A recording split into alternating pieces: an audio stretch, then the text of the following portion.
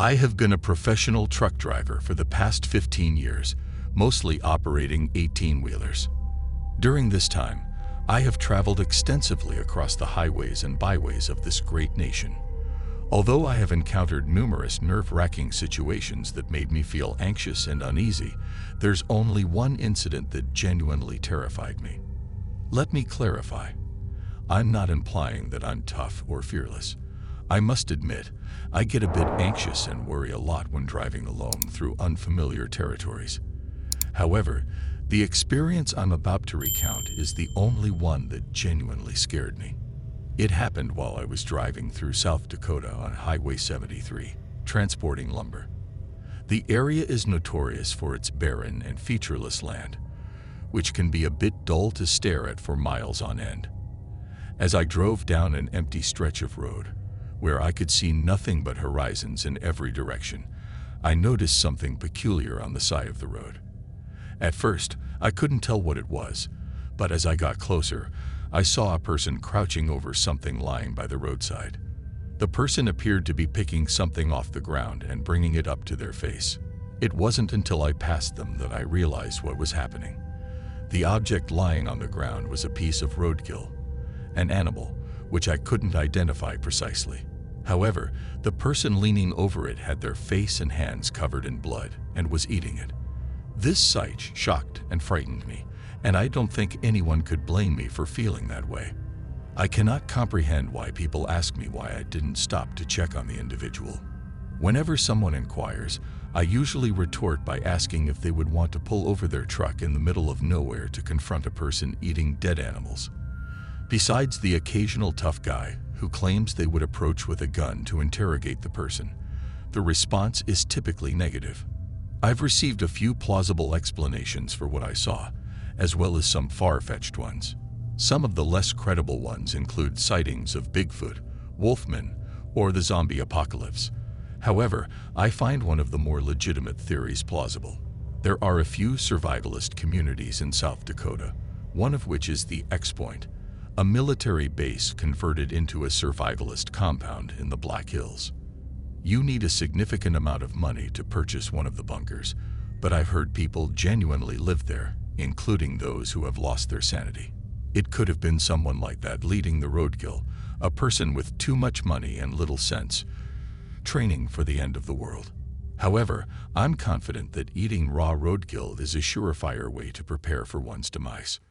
My truck is equipped with a sophisticated GPS system that allows me to track and review my journeys in great detail.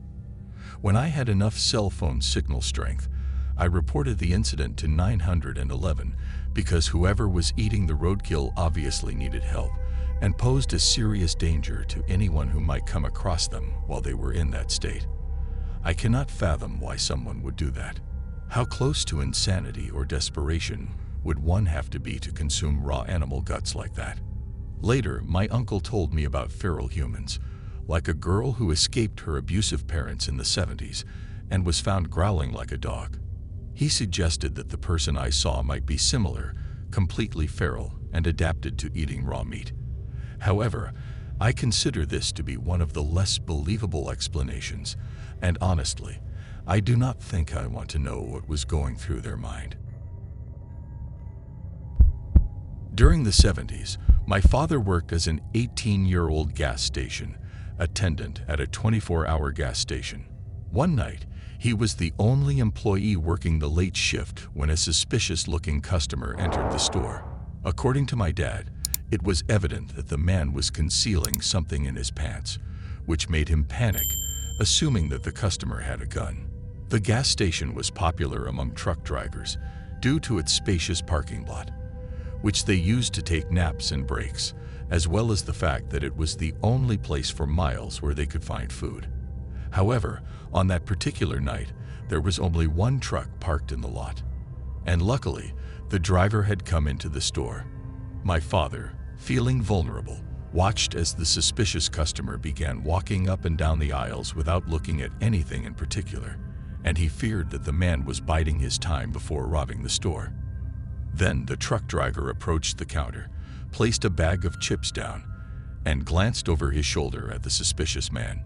Suddenly, My father witnessed a moment of pure understanding as the truck driver looked back and forth between my dad and the sketchy customer.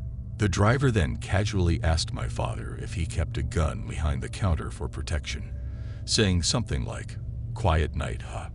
I wouldn't feel safe working at a gas station alone." Although the owner of the station only provided a bat for protection, my father was relieved to have the truck driver's company during the rest of his shift. The trucker widened his eyes and gestured towards my dad, who suddenly realized what he was supposed to say. "Oh yeah," he replied. "I've got a .45 right here, always within arm's reach." The trucker continued to play along, banging his fist on the counter before shielding the action with his body. "Well, check this out," he said. "I've got a .357 Magnum. I bought it after I saw that movie Dirty Harry. Not as big a bullet as your .45, but it sure does pack a punch. Some days, I just pray some sob messes with me so I can blow his freaking head off." Suddenly, the sketchy guy made a beeline for the door, got back into his car, and zoomed off down the highway. The trucker turned to my dad and said, "You know that guy was about to rob you, right? I was going to take a nap out back, but I think I'm more in the mood for coffee after that. Oh, and do yourself a favor and call the cops." My dad always thought guardian angels would be cherubic, half-naked winged ladies playing harps. He never expected them to come in the form of a hairy trucker who smelled like he hadn't showered in 3 days. As he put it, "Every day is a school day." The trucker spent the entire rest of his break hanging around the store, making conversation with my dad until the cops showed up and my dad could file a report. The trucker confirmed the story, backing up my dad's claim that it looked like the sketchy guy had a gun stuffed in the back of his pants. In the middle of talking to the cops, both of their radios started buzzing, and they ran out of the gas station, jumped into the patrol car, and sped off down the highway with their lights and sirens on. The trucker responded, "I hope our friend and his gun didn't find the trouble they were looking for." According to my father, the next day's newspaper reported that the same sketchy guy walked into another gas station 10 miles down the highway, and unlike my dad, the clerk at that station was not as lucky. The guy was the actual owner and operator of the station who tried to resist the robbery and ended up paying with his life. From what my dad gathered, the sketchy guy pulled his gun, the station owner went for his, and the sketchy guy just pulled the trigger and killed him behind his own counter. My father didn't have a gun, but he said he was panicking just watching the guy walking around the store. If he were getting robbed by someone with such an itchy trigger finger, he might have made a wrong move or something and bam. I literally wouldn't be around today to write this. I think the sketchy guy ended up getting the death penalty, or he died in some shootout with the cops, maybe even the same cops who attended my dad's call. I can't quite remember which, but Dad always mentions him getting what he deserved whenever he tells the story. Now, I don't have to tell you how glad I am about that too, because even though it's surreal to me, the idea of someone actually hurting my dad is just on a whole other level of rage that I would feel.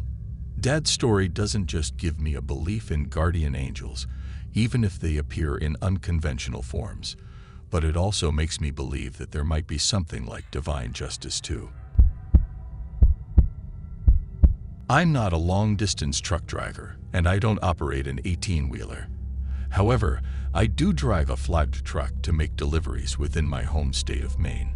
More importantly, I have a creepy story to share with you all. One night in the winter of 2008, I was driving down a dark stretch of road in the late evening. Since it was winter, it was pitch dark out there. I was driving between towns, and some parts of the road were poorly lit. I could only see what my headlights were illuminating, so you can imagine how frightened I was when I suddenly spotted a man standing right in the middle of the road. I had to swerve to avoid hitting him. I swear I only missed him by a hair's breadth. I passed so close to him that I could see that his eyes were shut as I went past. It was that close. That wasn't the only strange thing about him. He was dressed entirely in white and had white makeup all over his face and head. He was bald, and his skin was of the same bright white color. As soon as I came to a stop, I jumped out of my truck and ran back to see if he was all right. I was still concerned that I might have hit him on my way past. I must have been only inches away from hitting him after all. But as I ran back just a few feet, I realized that the road was completely empty. Some people have suggested that it was a ghost, but let me tell you, it wasn't a ghost. Not that I don't believe in such things, but rather I heard the man running away through a field at the side of the road. I didn't see him run, but I could 100% hear him running. I don't know what he was thinking, attempting something so strange, but it could have been some bizarre suicide attempt. Regardless, I'm so relieved that I didn't hit him because I think it would have messed me up for the rest of my life. When I was around 8 or 9 years old, I had a conversation with my father about religion and God. During this conversation, I distinctly remember asking him if angels really existed. He told me a story from his past about a time when he used to drive trucks for a living. Back then, labor laws did not restrict brakes or mile limits, so he would sometimes have to drive for 24 or even 36 hours straight. One particular night, he noticed his eyelids getting heavier and heavier as he got sleepier and sleepier. Despite his attempts to wake himself up, nothing seemed to work. He chugged down the rest of his coffee and tried blasting himself with cold air from the AC, but nothing did the trick. Eventually, he decided to rest his eyes and take a deep breath for maybe only 2 seconds. The next thing he knew, he felt his head jerk awake with a gasp. He opened his eyes to see that he was driving straight toward mile marker 158, which was right up against some ravine. If he had woken up even a second later, he would have plummeted down the ravine and likely been killed. Thankfully, he woke up at that exact moment and was able to safely course correct. He claims that if the line between life and death was determined by a mere second, I wouldn't exist today. After he stopped, he pulled over to the side of the road at the first opportunity and calculated the entire scenario. He estimated that he slept through miles of driving on a straight highway, traveling at speeds of up to 50 miles per hour, only to awaken precisely at the moment he needed to in order to save his own life.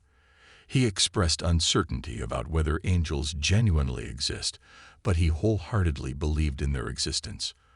Otherwise, he thought that there might be some sort of power in the universe that awakened him at the exact instant he arrived at mile marker 158, because, as I previously stated, if he had nodded off even a millisecond later or awoken a millisecond later, I would not be composing this text right now. While driving my 18-wheeler on a long-haul stretch, I suddenly had an urgent need to relieve myself. Despite hoping to find a gas station, there was no indication of one after several minutes of driving. To avoid an embarrassing situation, I decided to pull over and take a leak on the side of the road. However, it was very dark outside, and the area I stopped in was surrounded by woods, making me feel uneasy about wandering off into the darkness. I decided to turn on my hazard lights and take a few steps before finding a spot. As I was urinating, I heard something moving through the trees towards me at a fast pace. I was terrified and quickly stopped and tried to put my pants back on before running back to my truck cab. I even thought that whatever it was would attack my truck door. Since I keep a gun in my glove compartment, I grabbed it and aimed it at the window, ready to shoot at the first sight. Although it felt like I lay on the seat for half an hour, it was only a minute or two before I realized that nothing had appeared at the window or banged against the truck door. Admittedly, it was foolish of me, but I spent a few minutes checking the driver's side window for any sign of what I had heard running earlier, but there was nothing in sight. As I was doing this, I realized that I had not finished peeing earlier, and in my haste to get back in the truck, I had wet my pants and the seat. Feeling embarrassed, I drove the next few miles back, half naked with my pants hung over the air conditioner to dry them before the next rest stop. This was undoubtedly one of my worst nights ever on the job, for more than one reason.